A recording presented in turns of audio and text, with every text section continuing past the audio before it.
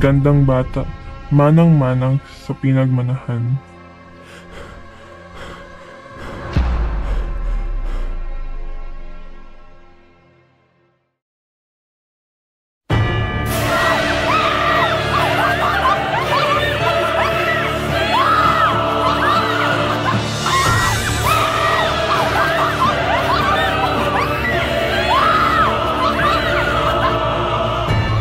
Sinasabi ng propesiya na ang pangatlong Antikristo ay isang Katoliko na magmumula sa silangan.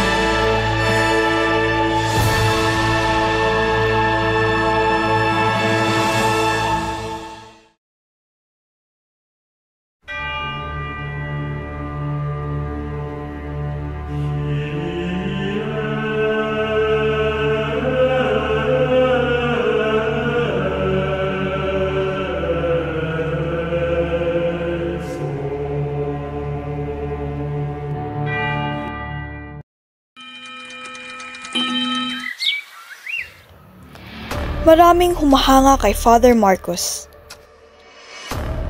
Hindi lang dahil sa kanyang karisma, talino at husay sa Biblia at mga wika.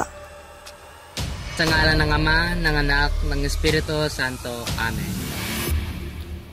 Kundi sa mga nagagawa nito sa simbahan. Father, salamat talaga sa pagpayo mo sa akin. Maraming salamat, Father.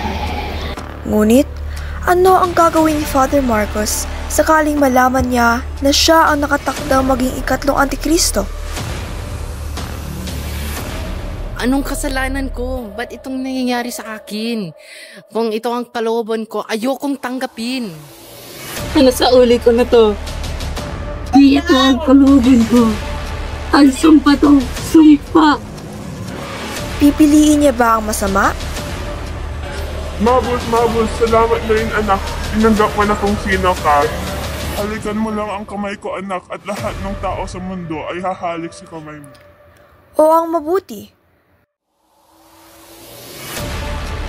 Anak, huwag kang makinig sa kanya at lumayo ka sa kanya. Ang sinasabi ng puso mo, makakatulong sa tao, ayusin ang mundo. Dahil ikaw ay ikatlong tagapagligtas ng mundong ito.